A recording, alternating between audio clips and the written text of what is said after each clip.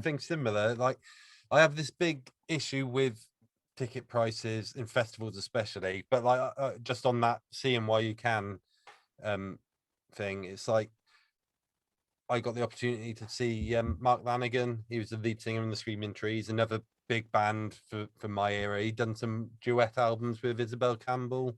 They're like probably his most commercially successful stuff. But yeah, like, to me, he's one of those iconic vocalists and creators of the time. And I got the opportunity to go over to Portsmouth to see him. So I got the tickets and paid for the ferry. And then it was like, well, if I get the ferry home that night, I'm going to have to leave the gig at like 10:15. So I'm going to end up missing half the gig. So I'll get a hotel as well for the night, or be, and I think it was like 140 quid in the end. And he was shit. And I was really disappointed.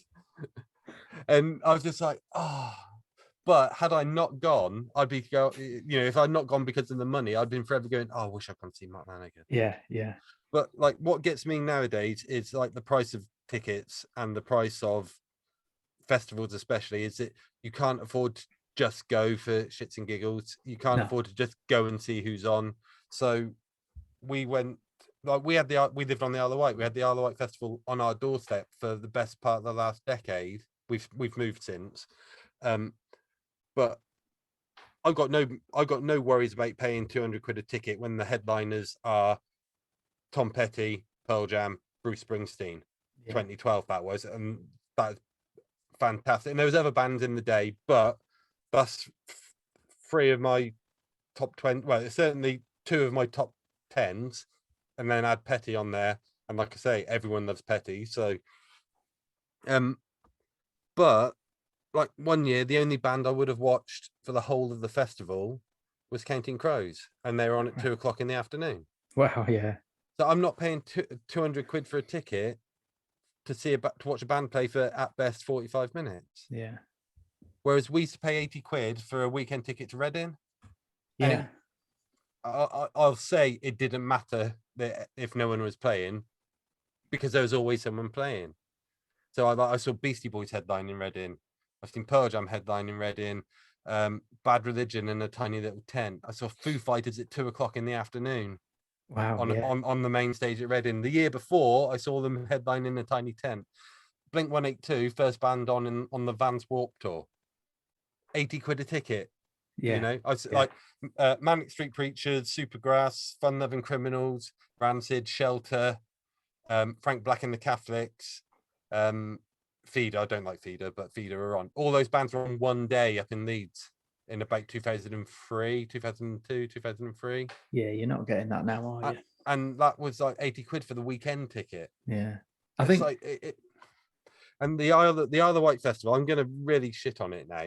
The Isle of Wight Festival is the worst for it, because the only people that can afford the tickets are the people that want to go and watch Rod Stewart or want to go and watch Fleetwood Mac. It's the older generation who have got the money. Yeah. And that's why Rod Stewart headlines the Isle of Wight Festival. That's why Fleetwood Mac. That's why Paul McCartney can still get a gig. It's not for us.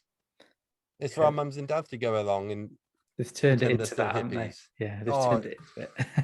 I much prefer these smaller independent festivals now. Yeah, I was talking to one of my mates about a festival, like obviously coming out of COVID and stuff, and there's not too many festivals on this year, but definitely next year we're going to look at possibly fitting one in. Yeah. Now they did Leeds 5 or 6 years on the trot after we left school, and I did one of the years with them. I saw Prodigy, Kings of Leon, Arctic Monkeys. Mm-hmm. I think they were the headliners. I think my brother was probably there, to be honest.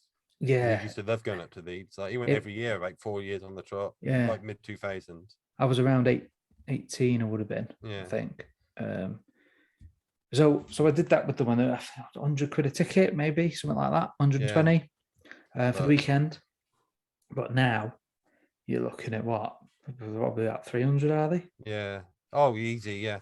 I think I was looking at something for I think we got Camp Best, because I'm in Dorset now. We got Camp Festival, which is like the smaller version of what was the Festival. Yeah. And there's not a lot of people playing. And I think that's like nearly 200 quid a ticket. It's It's it just crazy gets money. too Like, much, isn't it? Yeah. So like, we were sort of so that's a saying, ticket for me, yeah, ticket for my wife. All right, the kids free, but that's like, even, let's say it's 200 quid. That's 400 quid before I've even put any petrol in the car. yeah. It's your holiday Whereas, for the year, isn't it? It's well, it's not mine because I don't spend money on holiday. We'll come on. Well, I'm sure we'll come on to this later. I take my kids down to Dartmoor and we go and camp on the hills for nothing. oh, that sounds ace. Yeah. So, yeah, I like these smaller independent festivals. Like we used to go to one on the Isle of Wight called Rhythm Tree, Right. and it was always billed as like a world music thing, but it's mainly it was like unsigned bands and a bit of weird stuff. Yeah. So you'd watch like this Americana band from Southampton who were like banjo, double bass, and guitar, and a drummer or whatever, and they were really cool. They were the Paper Trains. I give them a shout out because they were really good. There was another band who I best describe as carnival music. They're called Tankers the Henge.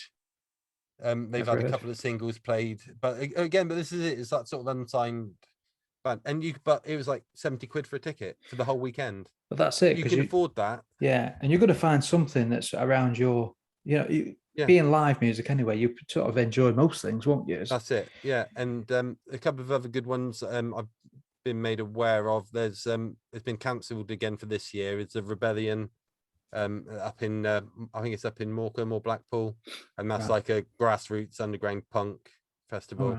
Yeah. So Rich Lovell from Terminal Rage, who we've had on our show, he was supposed to be playing up there this year. And then there's the McKinliffe Ska and Punk Festival as well that goes on, but that's just 2 out of hundreds of little festivals, smaller ones. Yeah, and they're the ones that need help after the lockdowns and everything. They're the ones that need our support. They're these small independent ones that give bands like Alvin and the Angry Barrels, that's my brother's band, but they put on these local festivals, local bands. It don't cost a lot of money. We can afford 70 quid to go just for shits and giggles. Yeah. All right, we might not see the Foo Fighters, but we're gonna have a great weekend. Glastonbury doesn't need any help. It doesn't need a government bailout to get over its losses from COVID, does it?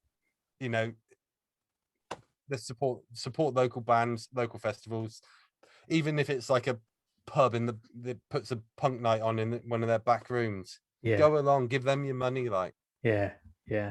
That's what we're probably going to do for next year. Is find one of these small, because we're all, all our circumstances have changed. I've got kids now. We've all got houses. Some of the others have got kids. Or, it depends whether you're going to take the kids or not. Like, because there's so many really good, like family friendly, like this Rhythm Tree one. Yeah, it's really good.